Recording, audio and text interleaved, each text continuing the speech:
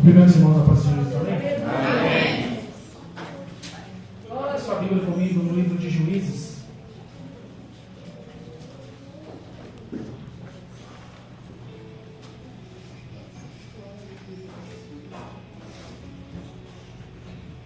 Livro de Juízes, capítulo de número 6, versículo de número 14. Glória a Deus.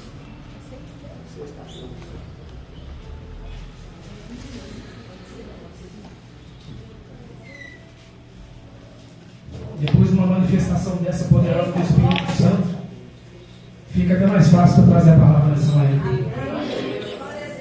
É um sinal que a presença de Deus ela é real neste lugar. Amém. Glória. E um carinho da parte do céu para nós, aonde Deus tem nos tratado como os filhos amados, manifestando a sua graça e o seu amor sobre nós, de que quando o povo abre o coração, glorifica o nome de Deus, a presença dele desce no meio da igreja. E o povo é cheio do Espírito Santo. Livro de Juízes, capítulo de número 6, versículo de número 14. Quem encontrou, diga graças a Deus. Graças a Deus. Quem não encontrou, diga espera.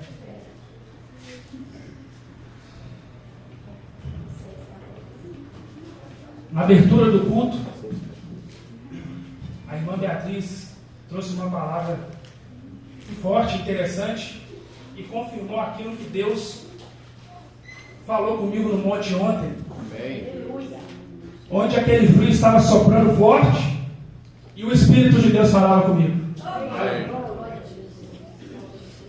Livro de Juízes, capítulo de número 6, versículo de número 14, está escrito assim: Então o Senhor olhou para ele e disse: Vai nessa tua força e livrarás Israel da mão dos midianitas. Porventura não te enviei eu? Repetindo. Então o Senhor olhou para ele e disse: Vai nessa tua força e livrarás Israel das mãos dos midianitas. Porventura não te enviei eu? Pode deixar sua Bíblia aberta aí, nós vamos passear por ela nesse capítulo. Vamos orar ao Senhor. Glória a Deus. Pai, eu te glorifico nessa manhã, onde sabemos que a tua presença é real, onde sabemos, ó Deus, que o Senhor tem um carinho especial conosco. E meio o povo, meu Pai, vivendo em meio à luta, em meio à prova, em meio à dificuldade, onde o povo, meu Deus, vem te buscar, meu Pai, incessantemente de dia e de noite, onde o povo, meu Pai, tem clamado o Senhor. O Senhor vem de uma forma especial falar conosco. E na abertura deste culto o Senhor falou a respeito sobre guerra, sobre batalha. E quando o povo estava louvando, o Senhor começou a renovar as forças do teu povo. O teu povo começou a glorificar, a te adorar e te exaltar. E todas as vezes, meu Pai, que o homem abre o coração para o seu Espírito Santo opera.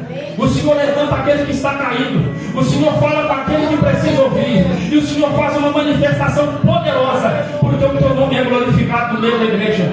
Pai, fala conosco, meu Pai, em nome de Jesus Cristo. Eu te peço, Pai, que o Senhor venha me tomar segundo a tua vontade e venha entregar o recado para a tua igreja.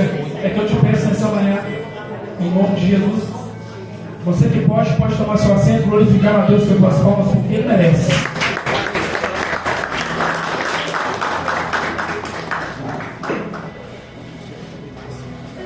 Quem já passou por passeando pela Bíblia, meditando nas Escrituras, nós vemos que Deus tem um carinho especial para o povo de Israel. Deus, ele trata Israel como algo peculiar, algo que é dele. A Bíblia diz que então ele tem ciúme do teu povo.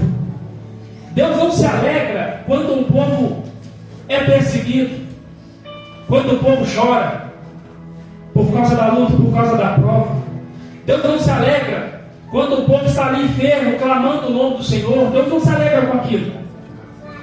E todas as vezes na Bíblia Sagrada que o povo de Deus, ele entra numa adversidade, ele entra numa dificuldade, é perseguido, é simplesmente quando o povo para de olhar para Deus. Todas as vezes que o povo começa a olhar para aquilo que não é da vontade de Deus, ou começa a caminhar e trilhar por caminhos que não é a vontade de Deus, então nós entendemos que eles começam a se desviar dos estatutos e da vontade de Deus, começam a sair debaixo da potente ou onipotente mão de Deus. Eles começam a esquecer e a ouvir ouvir a voz de Deus. Eles começam então a se desviar da presença de Deus. E todas as vezes que Israel começa a se esquecer de Deus, todas as vezes que Israel começa a sair da presença de Deus, Deus então permite sempre uma perseguição, um ataque, para que o povo possa se voltar para Ele. Diga assim: Deus permite a luta vir. Deus permite a luta vir. Deus permite as perseguições vir. Deus permite as perseguições para que nós possamos voltar para Ele. Para que nós possamos voltar para Ele. Então, olhando para a Bíblia, nós enxergamos quando Davi é usado por Deus ali para destruir o gigante. Porque é onde o gigante chegava nas colinas, gritando se não tinha homem em Israel para que pudesse enfrentá-lo. Em outras palavras, será que não tinha homem de coragem naquela terra para enfrentar ele? Por quê? A gente sabíamos que ele era um homem de 3 metros de altura, forte, a sua armadura era pesada. Ou seja, não tinha ninguém capaz de enfrentar aquele homem. A sua estatura colocava medo. Mas tinha um homem lá que estava buscando a presença de Deus. Tinha um homem lá que estava tendo intimidade com Deus. Quando ele olhou para a adversidade, ele bateu no peito e disse assim: aqui não, aqui Israel tem homem de Deus, aqui Israel tem homem de coragem, eu vou enfrentar este homem. A Bíblia diz que ele chegou no meio do arraial, no meio onde o povo estava reunido, e disse: pode deixar que eu vou, pode deixar que eu vou na força do Senhor. A Bíblia diz que ele chegou diante do gigante, então diante do gigante querendo ameaçar com a sua estatura, ele pegou a funda, rodou a funda em nome de Jesus, não só a pedra. Ele não olhou o tamanho do gigante, ele não olhou o tamanho da espada, ele não olhou o tamanho da afronta. Por quê? Porque ele acreditava naquele que vive e reina para todo sempre. Foi na fé que ele desceu o gigante. E aqui estava um povo. O povo estava sendo escravizado. O povo passava um ano plantando. O povo passava um ano semeando. Porque quem trabalha na terra aqui sabe a dificuldade que é. Trabalhar debaixo do sol, ferramenta com cabo que às vezes entra ferro na mão, o sol ele estorrando a pele, ele tenta olhar para cima, olhar para o lado, não vê uma sombra, mas ele pensa assim: eu preciso trabalhar nessa terra, é porque é daqui que eu vou tirar meu alimento, o meu sustento vem daqui.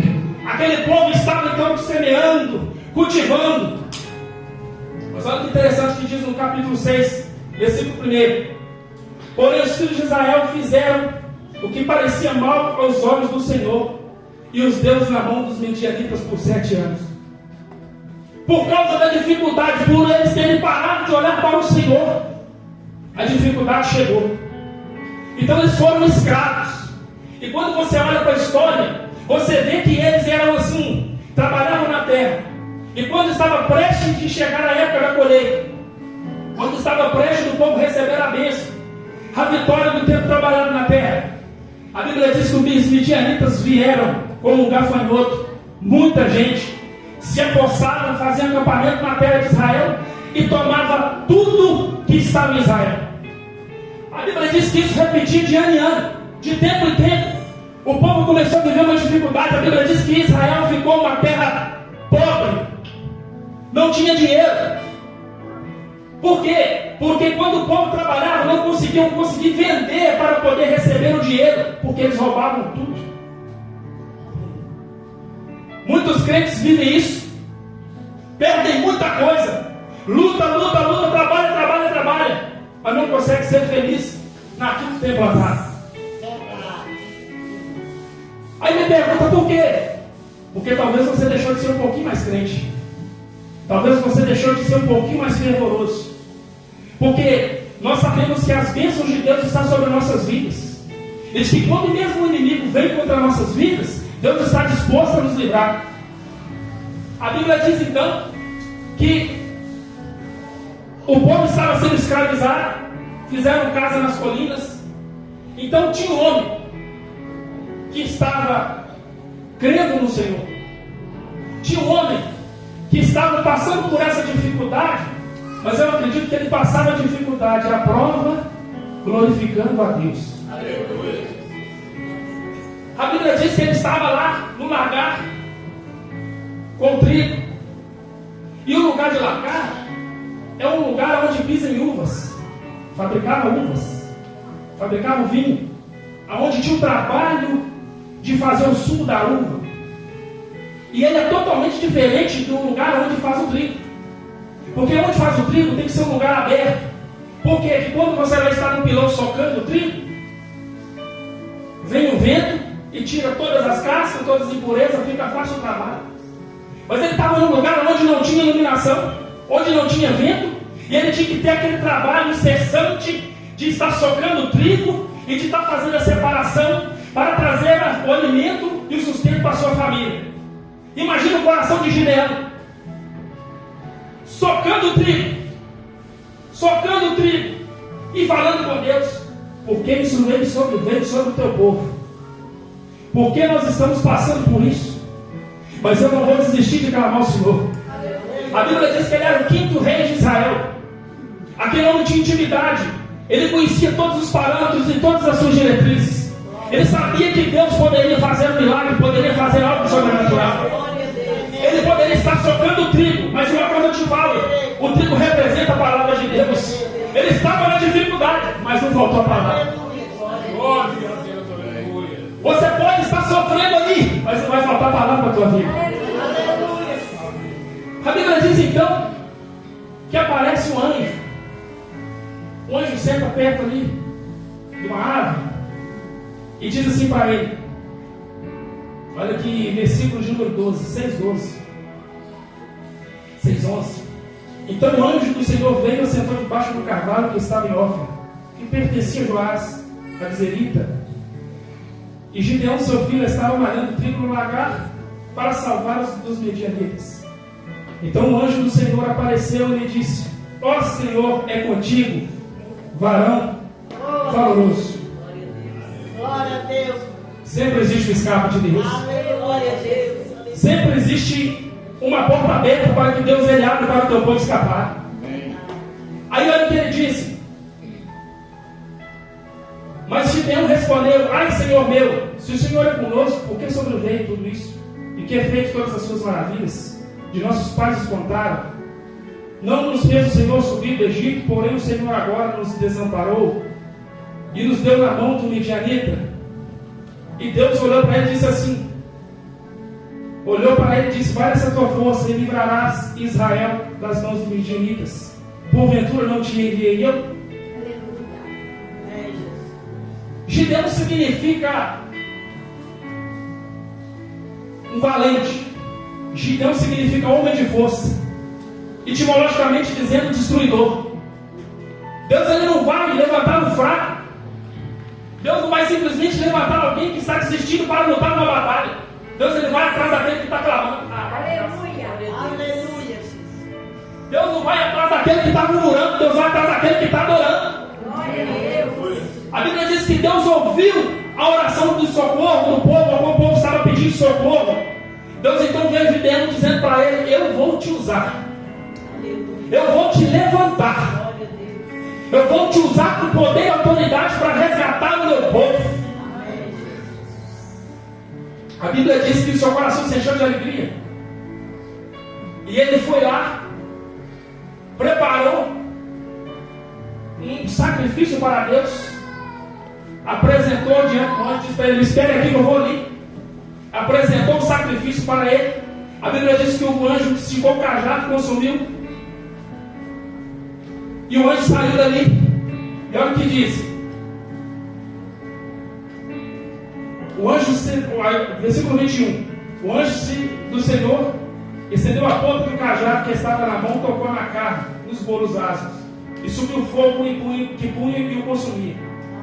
O Senhor desapareceu dos seus olhos. Então Gideão viu que era o anjo do Senhor e disse Gideão: ah Senhor Jeová, eu que vi o anjo do Senhor face a face. Porém o Senhor disse: seja a paz seja contigo, não temas, não morrerás. Então edificou ali um altar ao Senhor e clamou e chamou: o Senhor é paz. E ainda até o dia de hoje está em Ofras o Abizerita. Ele viu o Senhor, ofereceu um sacrifício para o Senhor e edificou um altar ali para adorar a Deus.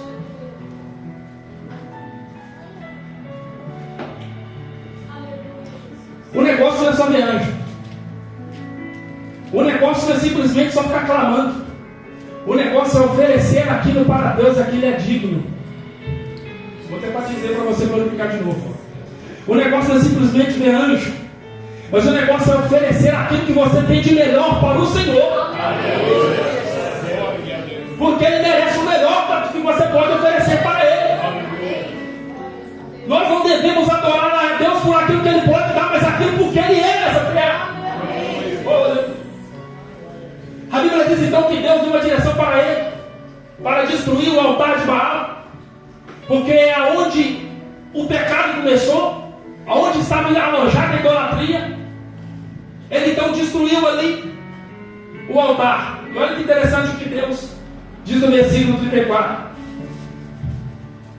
Então o Espírito do Senhor revestiu Gideão, a qual tocou buzina, e os abzeritas ajuntaram após ele.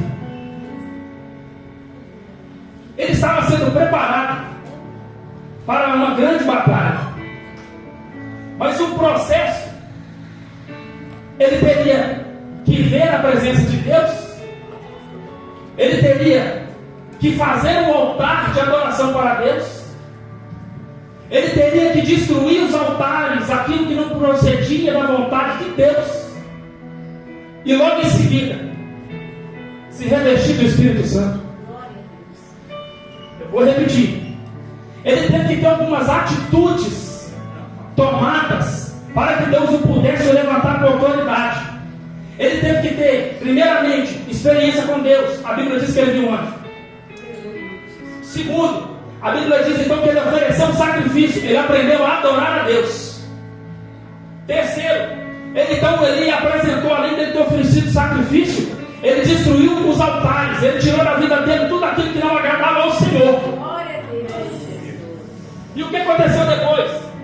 Foi revestido do Espírito Santo de Deus. Ele foi revestido de uma autoridade sobrenatural. Por quê? Porque ele estava sendo levantado para libertar um povo. Olha o que diz no capítulo 7, versículo de número 2. Disse o Senhor a Gideão: muito ao povo que está contigo, para nós mediante nas suas mãos, em que Israel não glorie contra mim, dizendo: a minha mão me livrou. Ele então levantou um povo para batalhar contra os medianitas. Ele levantou um povo para que pudesse batalhar com ele. E a Bíblia diz que Deus olhou para aquele povo e disse para Gideão que era muito. Porque para Deus fazer um milagre na vida do crente, ele não precisa de muita coisa.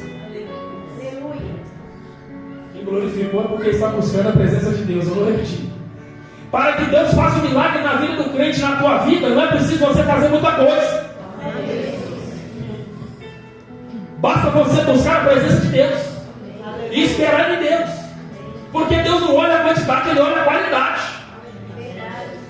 Tinha uma multidão, e mesmo sendo assim, olhando para aquele povo, aquele exército que estava contra Israel, 300 pessoas, ainda seria pouco. Mas para Deus ainda era muito. A matemática de Deus é o contrário. Você acha que às vezes está fazendo muito, Deus acha que está pouco. Então a Bíblia diz então que Deus falou com ele para que viesse bradar que aquele que era medroso e covarde para ir embora. A Bíblia diz então que ele chegou e começou a gritar: aquele que é covarde e medroso, vai embora. Aquele que é medroso e covarde, vai embora. A Bíblia diz que 32 mil foi embora. Tem mais medroso do que gente corajoso. Tem mais gente frouxo do que gente corajoso. Tem mais gente frouxo quando bate uma adversidade à porta do que gente corajoso. Bate no peito e fala assim: eu vou enfrentar de cara aberta. Quando a porta fecha, ele quer parar de ir à igreja. Ele quer parar de buscar a presença de Deus. Ele para de jejuar. Ele para de orar. O tempo fecha, faz frio. Eu não vou no monte, eu não vou orar de madrugada, porque a porta está grande. Covarde, medroso. Deus não conta com covarde, Deus conta com corajoso. Aleluia, Jesus. Glória a Deus. Quer receber vitória? Vira corajoso a partir de hoje. Aleluia. Você quer ter vitória? Seja corajoso a partir de hoje. Glória a Deus. Glória a Deus. Aleluia, Senhor. Oh, aleluia. Fala, papai, conosco. Deus não nos deu o espírito de covardia. Deus conta com o corajoso. A Bíblia diz então que ainda era muito. E Deus deu uma direção para ele. Ainda está muito esse povo aí. Faz esse povo beber água. E eu vou te dar uma direção.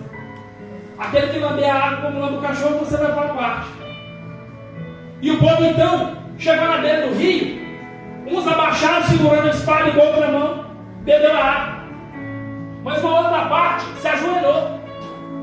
E Deus disse para ele tirar esse povo que ajoelhou e por fora. Por quê? Porque aquele que ajoelha diante da dificuldade, aquele que abaixa a cabeça diante da dificuldade, ele não vai ter êxito na guerra. Aquele que se acovarda, aquele que baixa diante do inimigo com a sua cabeça, Deus não tem prazer nele. Aleluia, Jesus. Aleluia. Glória a Deus. Um bocado foi embora para casa. Preferiu esconder debaixo da cama.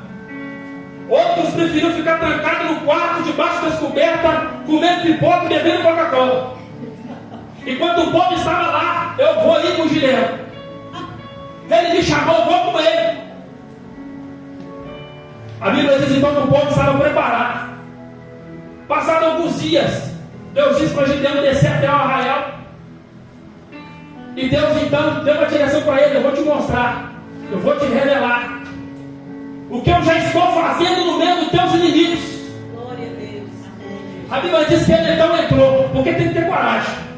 Imagina você, porque olha o armamento que eles estavam: um cântaro vazio, uma tocha de fogo na mão e um grito de glória a Deus nos lábios. Vou repetir de novo. Eles estavam com um cântaro vazio, uma tocha na mão e um grito de glória a Deus nos lábios. Contra um povo armado e preparado para a guerra. A Bíblia diz então que ele desceu escondido ali, ficou atrás de uma coberta onde os soldados estavam reunidos. E o soldado diz ali, ó: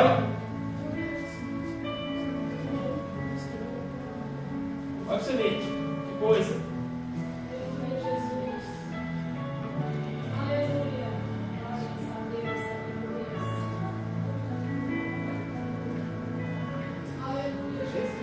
Glória a Deus. Aleluia.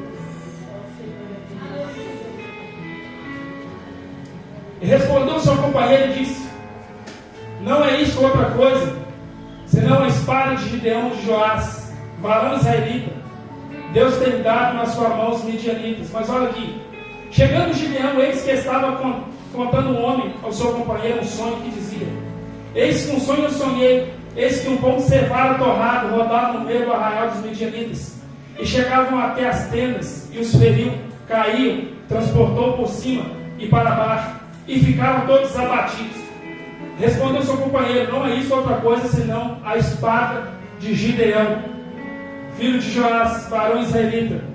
Deus já tem dado na sua mão os midianitas e todos do arraial. O povo estava preparando para a guerra, cântaro vazio, tocha de fogo na mão, glorificando a Deus, preparando ali contra um povo inumeroso. Deus já estava lá no meio dos inimigos. Deus já estava trazendo pesadelos para os inimigos. Deus já estava preparando os inimigos, porque a derrota é certa para eles.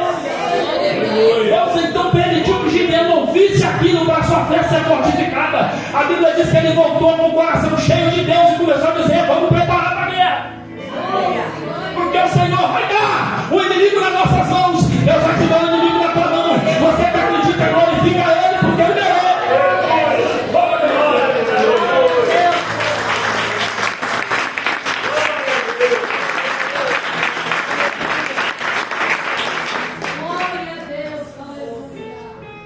A Bíblia diz que o povo preparou.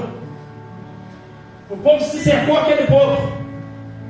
E com o cântaro vazio, com fogo na mão, começou a dizer: por Gideão e pelo Senhor. Por Gideão e pelo Senhor. Aleluia. Nós lutamos pela causa de Gideão, mas também lutamos pela causa do Senhor. Aquilo, se nós analisarmos umas vozes de 300 pessoas gritando diante de um exército numeroso, É como se nós estivéssemos gritando aqui e a 100 metros aqui, o outro estiver ali, não conseguia ouvir nada. Mas o Espírito de Deus estava operando tão forte que parecia que quando aqueles presentes estavam gritando, que tinha 1 milhão de pessoas gritando: é pelo Gideão e pelo Senhor. Glória a Deus. Aquele povo começou a ficar doido. Aquele povo começou a lutar um com o outro. E o povo ficando no vazio, glorificando a Deus, mandando fogo para tudo quanto é lado. Porque crente pentecostal é assim: quando ele está em dificuldade, ele glorifica, ele exalta, ele anda na presença de Deus, ele quer fazer aviãozinho no meio da igreja, ele glorifica. O povo pentecostal começou a gritar, começou a glorificar, falando: Pai amado, Pai querido, nós estamos aqui na tua força, na tua força. E o povo preocupado, matando um ao outro. E Gideão olhou e viu um monte de soldado morto. Gideão então viu que Deus realmente o cumpriu sobre a tua vida, a promessa. É por Gideão e pelo Senhor. Deus deu a vitória ao teu povo. Deus deu a vitória para um povo que estava sendo escravizado, sendo subjugado, um povo que estava sendo humilhado. Mas nós vimos no texto que foi lido de que para Deus dar vitória, Deus não dá vitória a um povo qualquer. Deus não dá vitória a um povo de qualquer jeito. Deus não vai te dar vitória enquanto você estiver batendo as pernas de medo. Não. Deus não vai abrir a porta para você enquanto você estiver chorando de medo. Deus está te chamando nessa manhã para você ser corajoso, porque já te deu vitória. Deus já preparou tudo para te dar vitória. Deus está te chamando para sair da caverna. Por quê? Porque Ele vai te dar vitória. Feche teus olhos.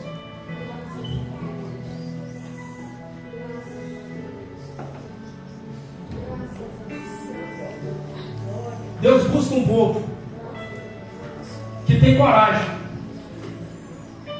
Deus busca um povo que tem atitude. Não é pecado eu orar por porta aberta? Não. É pecado eu orar por bênçãos? Também não. É pecado eu orar por um emprego melhor? Não. Por uma cura? Não. Mas você tem que entender que existem umas coisas maiores e melhores que Deus tem preparado para você. Se a porta abrir, glorifica a Deus. Se a porta não abrir, glorifique mais ainda.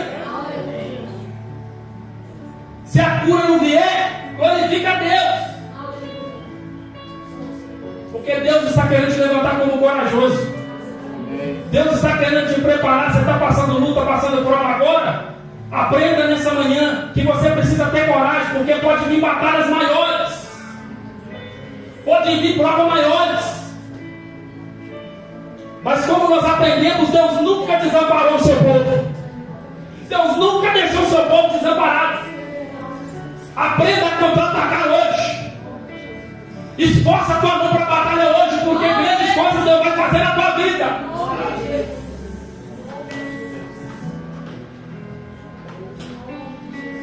Eu queria convidar você a entrar nessa peleja comigo hoje. Eu queria convidar você a sair daqui mais crente hoje. Eu queria chamar você para você sair daqui mais corajoso hoje. Irmão, você não sabe a luta que eu estou travando na minha casa. Você não sabe o que eu tenho ouvido na rua, no meu emprego. Eu sei que talvez não pode ser fácil, mas eu sei que Deus é o teu escudo. Amém. É Deus que está esforçando a tua mão aqui hoje para a peleja, para a batalha. Você vai conseguir chegar na tua casa, estender a tua mão no portão antes de você entrar e clamar: Pai, eu aprendi hoje que eu preciso ter coragem. Eu sei que essa dificuldade, essa prova não vai me matar. Então Deus de já profetizo agora: todo mal que está dentro dessa casa, bata em retirada, e que o Senhor possa, meu Pai, operar a partir de hoje, e que eu venha ver a vitória do Senhor. Isso é coragem.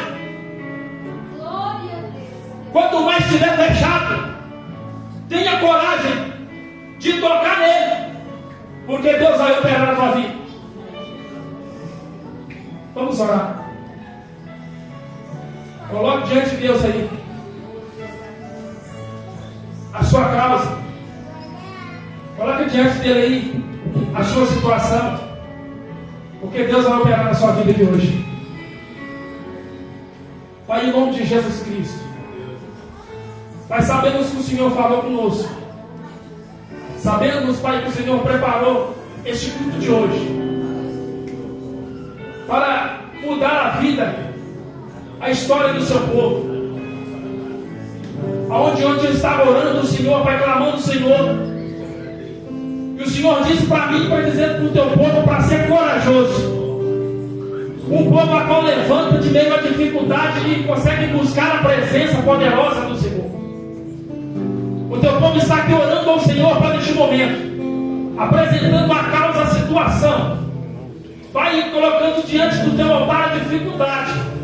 E eu te peço, Pai, que o Senhor venha fortalecer o povo, levantar o teu povo, meu Pai. Adestra a mão deste homem e dessa mulher para a batalha. Meu Pai, adestra a mão deste homem e dessa mulher para a peleja. Porque, meu Pai, quem vai na nossa frente é um general de guerra chamado Jesus Cristo de Nazaré. Meu Pai, pronto para dar vitória. Meu Pai, este homem está orando, está clamando o Senhor nessa manhã. Meu Pai, vai restaurando. Meu Pai, vai levantando.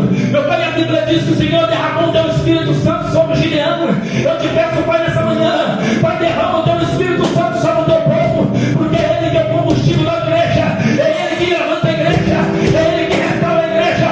Pai, eu te peço, Pai, em nome de Jesus Cristo, enche a tua igreja, enche, papai, a tua igreja do teu Espírito Santo.